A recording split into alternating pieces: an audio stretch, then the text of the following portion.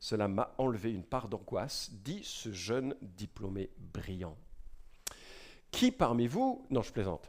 Euh, mais c'est intéressant de voir que l'un des ressorts de cette pratique de voir les horoscopes, consulter les astres, c'est quoi? Quelle est la motivation à l'intérieur? Qu'est-ce qui pousse? Rassurer, la peur. Alors c'est normal parce qu'en France, on n'a peur que d'une chose, que le ciel nous tombe sur la tête. C'est ce que nous disent les sages antiques. Et c'est Jules Romain qui rapporte ça des Gaulois, c'est pas d'Astérix et Obélix. Il y avait vraiment cette peur. Et donc il faut, pour se rassurer, il doit bien y avoir quelqu'un, des forces qui savent ce qui se passe. Et on va essayer de les consulter. Cette semaine, vous avez peut-être suivi l'actualité des guerres qui sont à répétition dans ce Moyen-Orient toujours en feu. Uri Geller, vous le connaissez probablement si vous avez des cheveux blancs.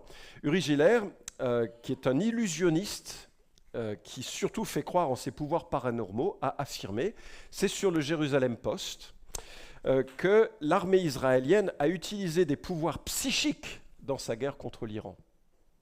Et donc il y aurait une unité de médiums, de sorciers au sein de l'armée israélienne, ce que avait déjà affirmé l'un des imams de l'Iran en disant c'est pas normal qu'une telle victoire ait été donnée, il y a forcément des forces occultes. Ou pas? Et puis j'ai reçu ça à cause de ce podcast que je tiens, quelqu'un qui écrit « Bonjour Monsieur Varac, je suis chrétien, j'ai vu sur Internet que mettre une feuille de laurier dans sa poche éloigne le mauvais œil et la négativité dans ma vie. Pensez-vous que ça peut être considéré comme un péché? Merci d'avance. » Si vous cultivez du laurier, vous pouvez le vendre très cher. Moins cher que celui qui vient de Jérusalem, parce qu'évidemment, il est beaucoup plus puissant. Enfin, vous voyez la mentalité qui naît un peu de toutes ces conceptions du monde. Il y a des choses que je peux porter sur moi qui vont me protéger. Il y a des informations qui existent quelque part que je peux saisir pour orienter et prendre des décisions. Et on va regarder un texte bientôt de l'Ancien Testament qui est assez fondamental sur cette question. Et ce qui m'intéresse au-delà de la liste, c'est de voir comment il y a une mentalité qui est associée, et parfois cette mentalité, elle touche aussi les chrétiens. Et c'est ça qui m'intéresse. En tout cas, Gérard Mermet, qui est un sociologue, dit que cette évolution, là, il parle ici de la diminution du lien social, devrait entraîner dans les prochaines années une frustration croissante. Certains se tourneront alors vers d'autres sources d'explication, ésotérisme, religion exotique, sectes, voyance, astrologie, franc-maçonnerie, transhumanisme. D'autres, en recherche de systèmes de pensée plus classiques, chercheront des réponses dans la philosophie, le bouddhisme ou des religions comme l'islam ou le judaïsme. Vous avez remarqué qu'il manque quelque chose, hein? C'était intéressant, hein? C'est-à-dire qu'ils ne voient absolument pas la montée spectaculaire de la foi chrétienne aujourd'hui dans certains pays d'Europe. Alors, spectaculaire, c'est toute proportion gardée, mais moi, quand je suis né de nouveau, je suis venu à la foi en 1984. Les évangéliques étaient 0,5% de la population. On est aujourd'hui plus de 1%, et il y a une résurgence des baptêmes au sein de l'Église catholique. Il y a une soif de spiritualité chrétienne dans ce pays, et pas simplement dans ces modes de pensée. En tout cas, je vous invite à ouvrir vos Bibles en Deutéronome chapitre 18. Nous allons lire un texte, et à partir de ce texte que l'on va parcourir, j'aimerais faire un certain nombre d'observations qui nous aideront à nous situer dans ce monde et cette perception de la magie. Donc Deutéronome chapitre 18 à partir du verset 9. Et si vous avez vos Bibles distribuées par l'Église, ce serait bien que j'ai la page, je ne l'ai pas notée. 138, merci. Deutéronome, 5e livre de la Bible, de la Torah, la Torah étant les 5 premiers livres de la Bible. Deutéronome, chapitre 18. Lorsque tu seras entré dans le pays que l'Éternel ton Dieu te donne, tu n'apprendras pas à imiter les pratiques abominables de ces nations-là. Qu'on ne trouve chez toi personne qui fasse passer son fils ou sa fille par le feu. Personne qui exerce le métier de devin, d'astrologue, d'augure, de sorcier, de magicien. Personne qui consulte les esprits ou les spirites. Personne qui interroge les morts. En effet, celui qui fait cela fait horreur à l'Éternel, et c'est à cause de ces pratiques abominables que l'Éternel ton Dieu va chasser ces nations devant toi. Tu seras tout entier à l'Éternel ton Dieu. En effet, Les nations que tu vas chasser écoutent les astrologues et les devins, mais toi, à toi, l'Éternel, ton Dieu, ne le permet pas. C'était la parole de Dieu. Et si je devais synthétiser ce que nous apprend ce texte, c'est que la magie est une illusion de puissance spirituelle. C'est une illusion de puissance spirituelle. C'est une recherche de puissance qui est illusoire. Elle est trouvée au mauvais endroit. Et bien sûr, avec le reste de la révélation biblique, on est là en 1500 avant Jésus-Christ, donc il y a eu d'autres choses qui ont été dites par la suite. On pourrait aussi noter que Christ est le médiateur nécessaire et suffisant de l'au-delà. Si vous avez Christ, vous avez tout ce dont vous avez besoin. Et vous n'avez rien besoin d'autre pour vivre en relation avec l'avenir, en relation avec l'au-delà, en relation avec le présent. On a tout en Jésus-Christ, qui est le seul médiateur entre ce monde-ci et le monde de l'au-delà. Alors, quelques remarques sur ce texte. La première chose, la distinction. Lorsque tu seras entré dans le pays que l'Éternel ton Dieu te donne, tu n'apprendras pas à imiter les pratiques abominables de ces nations-là. On va voir en quoi ces pratiques étaient abominables. Mais la première chose, c'est qu'il y a une distinction qui doit se voir entre le peuple de Dieu et les peuples aux alentours. Israël s'apprête à conquérir une terre qui connaît beaucoup de souffrances de tout temps et qui fait l'objet de bien des tensions encore maintenant. C'est une terre que Dieu avait promise 2000 ans avant Jésus-Christ, donc 500 ans avant que Moïse nous livre ce texte, à Abraham. Et c'est une terre que Israël ne pouvait pas occuper au moment où Dieu la donne à Abraham. Pourquoi ? La raison nous est donnée, je vais y revenir dans un instant, c'est que les gens sur place n'étaient pas encore suffisamment méchants. C'est-à-dire qu'il va y avoir une dégringolade morale et spirituelle de ces peuples qui va durer 450 ans à peu près, et que alors seulement la conquête pouvait avoir lieu. Mais j'y reviens dans un instant. Ce que je vois aussi, en tout cas, c'est que le peuple de Dieu ne vit pas comme les peuples alentours. Amen. Et Jésus le dit clairement, si vous étiez du monde, le monde vous aimerait car vous seriez à lui. Vous n'êtes pas du monde, mais je vous ai choisi du milieu du monde, c'est pour cela que le monde vous déteste. Et bien sûr, ceux qui se réclament du christianisme vivent selon un rythme de vie, selon des valeurs différentes, et parfois, ça crée des clashs. Ça doit se voir que l'on n'est pas de ce monde. L'apôtre Jean va écrire en 1 Jean 2, « N'aimez pas le monde ni ce qui est dans le monde. Si quelqu'un aime le monde, l'amour du Père n'est pas en lui. » Quand il est dit, si quelqu'un aime le monde, il n'est pas ici question de ne pas aimer un chou à la crème ou de ne pas aimer un beau paysage. Aimer le monde, c'est les questions de valeur spirituelle de ce monde. C'est embrasser une certaine manière de voir. Et là, dans le contexte de la magie, ce qui doit distinguer les enfants de Dieu, c'est la confiance en Dieu, la confiance en la sagesse de Dieu, la confiance dans la puissance de Dieu, la confiance dans la responsabilité de vivre sagement, plutôt que d'être conduit par des signes et toute une série de choses.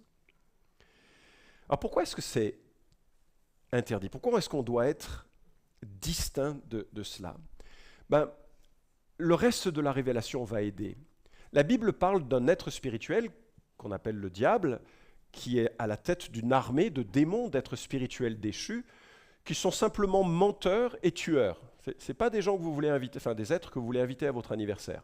Ils sont menteurs et tueurs. Ils sont là pour détruire et nous orienter faussement. Et quand on rentre dans ces pratiques-là, on rentre dans une communion avec des êtres spirituels qui sont malsains. Je lisais le témoignage dans une île de Nouvelle-Guinée, je crois, en Nouvelle-Guinée. Il y avait un collège pour fils et filles de missionnaires, parce que les missionnaires étaient déployés dans des villages assez reculés, et c'était difficile qu'ils puissent suivre une éducation normale. Donc les enfants étaient envoyés dans des internats, mais super bienveillants, avec des parents qui étaient là et tout ça, pour les accompagner. Bon, un énorme sacrifice, bien sûr, familial, mais encadré du mieux possible.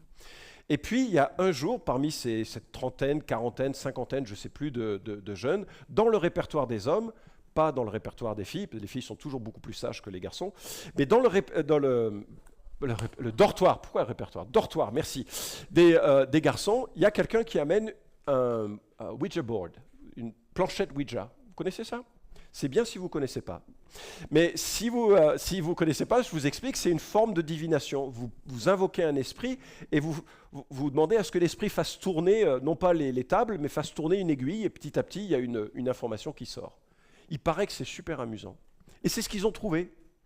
Le soir, quand tout le monde, la lumière était éteinte, il y en a un qui a allumé la lampe de poche, et ils ont commencé à utiliser la planchette Ouija. Et la planchette Ouija s'est animée. Elle a commencé à donner des réponses. Les garçons étaient « Waouh, c'est trop bien !» Ils ont aussi eu un peu des frissons, quoi.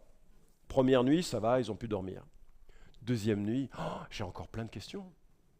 Deuxième nuit, ils rallument la lampe de poche. Là, il y a une surexcitation. Puis il y en a d'autres qui commencent à pleurer quand même.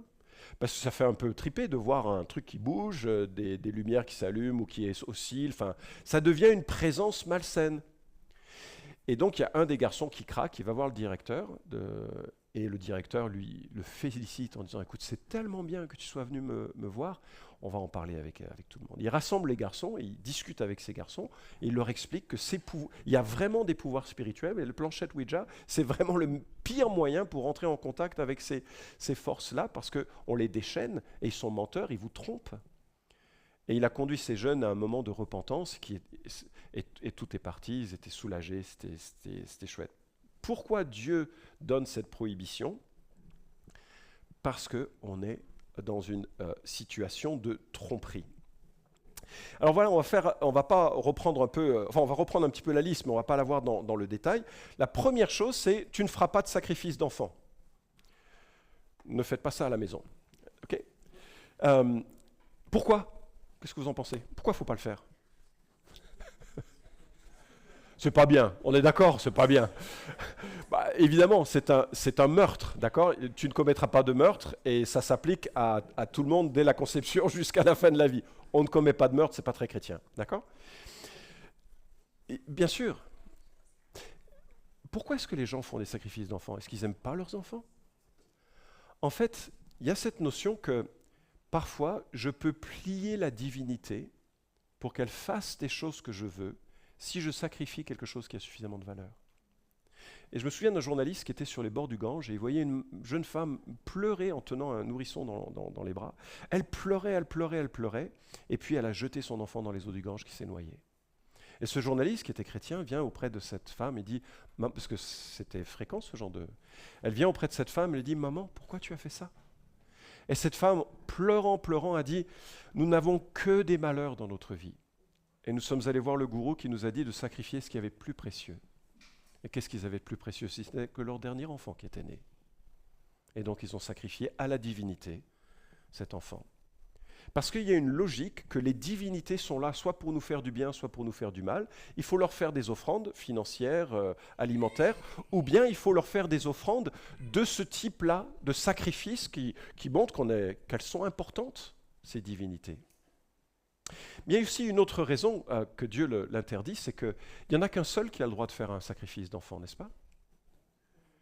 Parce que des siècles plus tard, il y a un Dieu bienveillant qui, voyant la souffrance et la corruption des humains, a dit « Je vais faire le sacrifice absolu suffisant, celui de mon fils. » Et son fils a dit « Je viens faire ta volonté. Je m'offre en sacrifice. Je donne ma vie pour sauver ces hommes et ces femmes de leur misère. » Lorsque des gens sacrifient des enfants à une divinité, et ce sont des choses qui auront lieu aujourd'hui encore, on se moque du sacrifice suffisant de Jésus-Christ qui a été réalisé une fois pour toutes. Après, il y a d'autres choses. Alors, l'histoire de l'Ancien Testament nous montre qu'il y a eu beaucoup de ce genre de pratiques, hélas. D'autres choses viennent, la divination. C'est des gens qui essayent d'obtenir une information ou un conseil. Alors, ce n'est pas des questions de météo. Ensuite, il y a la question de tirer des présages. Ça vient d'un mot qui est les nuages, du mot nuage. Et les gens, ils regardaient les nuages pour se dire « Ah, on sent que, non pas que le vent tourne, mais on sent qu'il ne faut pas attaquer aujourd'hui. » Par exemple, un chef militaire va choisir l'angle d'attaque, le jour de l'attaque, l'heure de l'attaque, en fonction de ce que les prêtres disaient du bon moment, du moment propice ou du moment acceptable. On a plein d'exemples de ce genre. Il y en a qui ouvraient, par exemple, un animal et puis il lisait dans le foie. Je ne sais pas si vous avez fait. Moi, je lis pas grand-chose, sinon qu'on peut mettre un peu de persil mais c'est autre chose, ça, c'est autre chose. Mais il lisait dans le foie pour savoir quelles étaient les meilleures actions à prendre. Technique occulte, Nahash, chercher un signe, obtenir des informations. Si les oiseaux partent dans ce sens, c'est donc que le présage est positif. J'ai appris, par exemple, que dans les civilisations romaines, on consultait les poules. Ce qui, pour moi, n'est pas très intéressant parce que je ne trouve pas la poule particulièrement intelligente. Voilà. Mais ce qui était très important, c'est qu'on prenait la poule, on la sortait d'une cage et on regardait si elle mangeait de suite, ça signifiait quelque chose, surtout si elle laissait tomber une miette. Ah, maintenant, vous êtes informés de comment faire de la divination romaine. Et les gens, en fait... Et d'ailleurs, c'était amusant parce qu'on a des témoignages de l'histoire de Rome, hein, je parle du 1er siècle de notre ère, hein, on a des témoignages où lorsque ça ne marchait pas, ils le refaisaient une deuxième fois. C'est comme quand vous dites pile je fais ça, face je fais ça. Et puis ça tombe, ah mince, je vais le faire une deuxième fois. Et puis vous avez une chance sur deux que ça retombe bien la deuxième fois. La sorcellerie, keshef, un mot qui parle, qui est utilisé notamment du pharaon et on voit certains rois qui faisaient de la sorcellerie. Jeter des sorts, on essayait d'obtenir soit du mal sur quelqu'un, soit du bien sur quelqu'un, et puis invoquer les morts, une autre forme d'occultisme. En réalité, quand on regarde l'ensemble de ces pratiques, on peut les classer selon leur objectif. Et il y a 3 objectifs de ce genre de choses.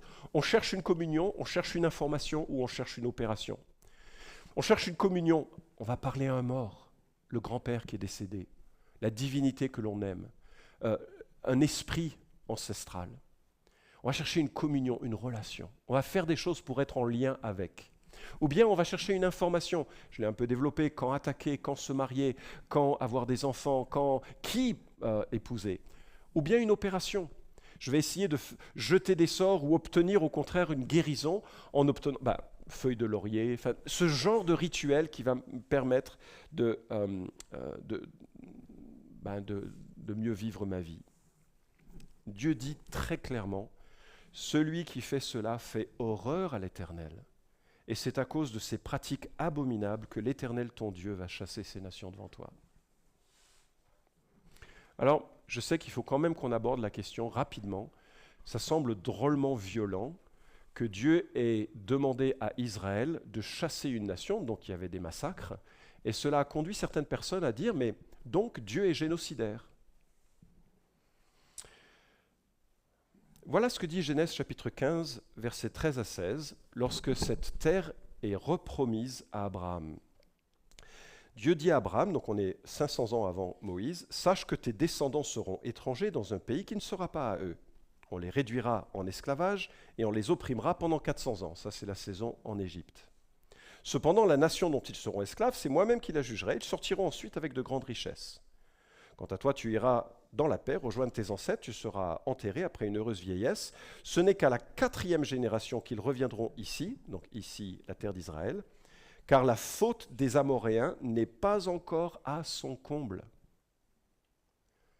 C'est-à-dire que Dieu fait coïncider la venue d'Israël sur la terre d'Israël au moment où les gens sont tellement mauvais que le jugement de Dieu coïncide avec la prise de la terre. Alors on peut estimer, c'est dur comme jugement, mais je ne sais pas si c'est dur comme jugement quand on sacrifie des enfants, parce que les fouilles nous ont montré que quand on sacrifiait au dieu Moloch, on avait une sorte de divinité en bronze, une sorte d'ours ou d'animal un peu comme ça qui avait les bras. On mettait des braises dans le ventre et on faisait rôtir l'enfant. Il y avait des pratiques sexuelles les plus épouvantables qui étaient encouragées et développées. Et Dieu dit, non, il va y avoir un jugement. Mais, comme tous les jugements, il y a toujours une grâce pour ceux qui se repentent. Pensez à Rahab, pourtant prostituée. Rahab croit en Dieu, se repent, et elle est épargnée du jugement. Et il y aura des hommes et des femmes qui sortiront de ce jugement.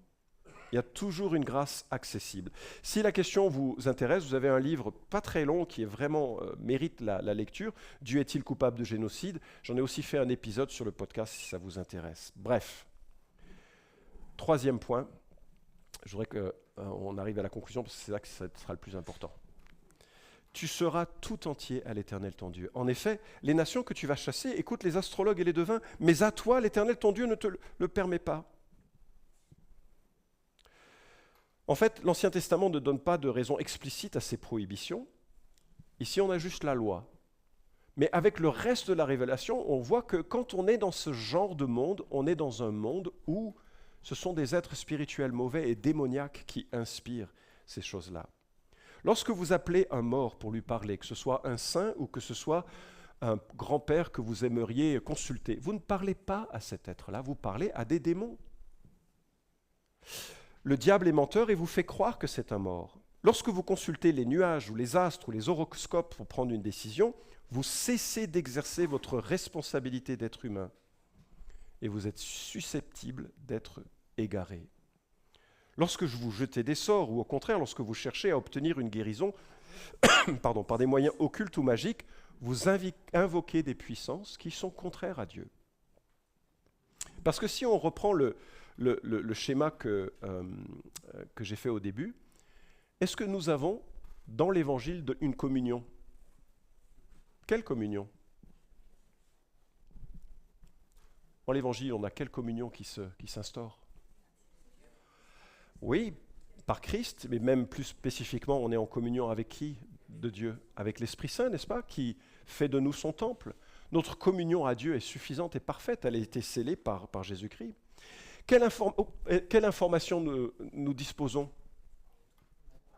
La parole de Dieu, la parole incarnée, la personne de Jésus-Christ, et puis la parole écrite, la parole de Dieu. On a tout ce dont on a besoin pour vivre la vie chrétienne dans ces choses. Est-ce que nous avons des opérations possibles? Je ne parle pas d'opérations chirurgicales ici, mais la prière, exactement. Nous avons accès à un Dieu qui répond. Alors, il ne répond pas toujours comme nous voudrions, mais nous avons accès à un Dieu tout-puissant qui est capable d'exaucer nos prières et finalement, passer au travers de cette médiation-là, exprime notre confiance à Dieu. Et en cela, c'est magistral d'être un disciple de Christ. Et finalement, ça nous invite à réfléchir en quelle confiance fondamentale nous avons. Enfin, quelle est notre confiance fondamentale?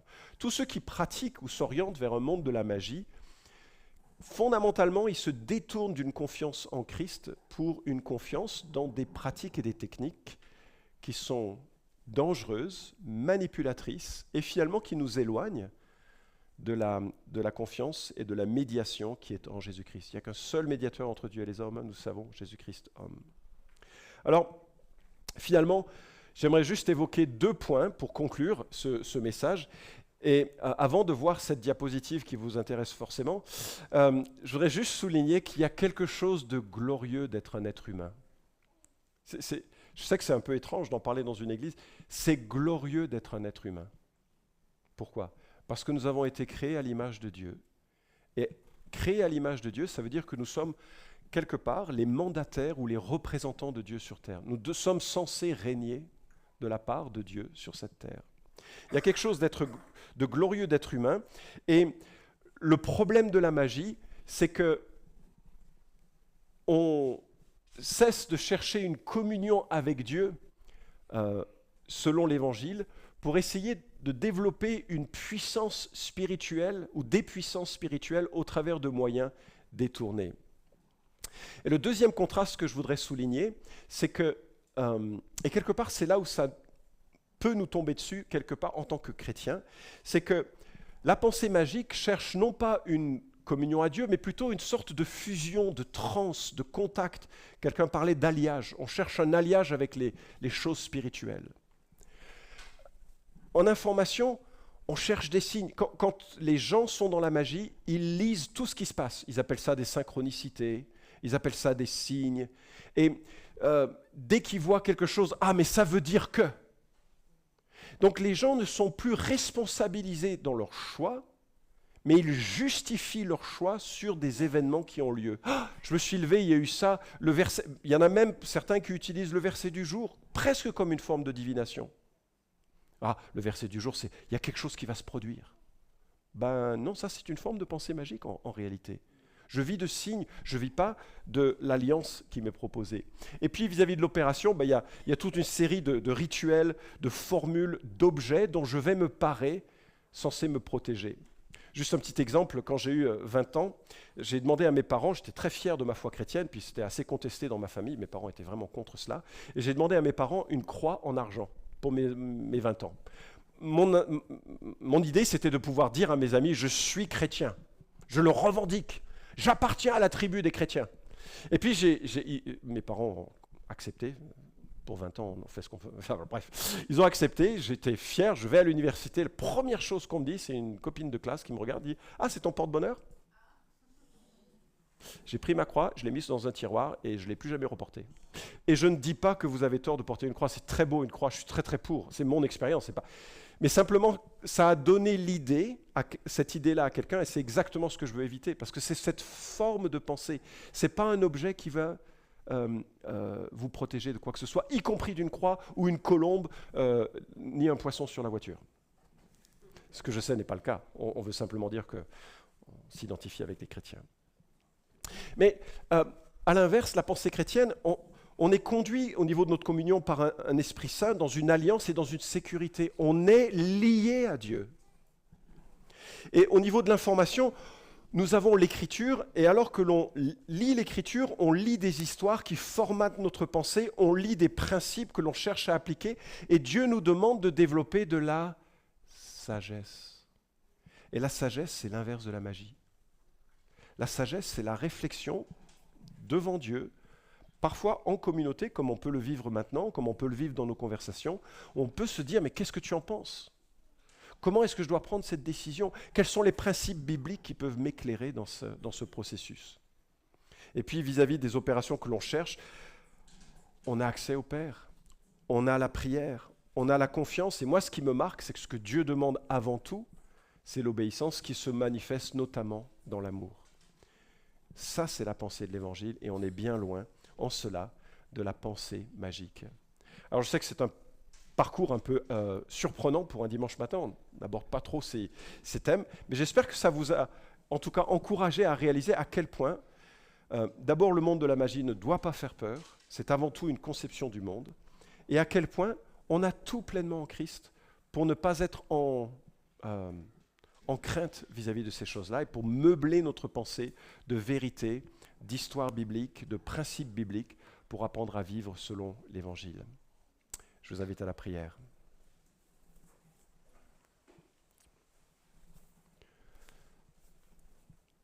Notre Dieu et notre Père, tu vois là souvent comment nous sommes pétris de crainte vis-à-vis de l'avenir,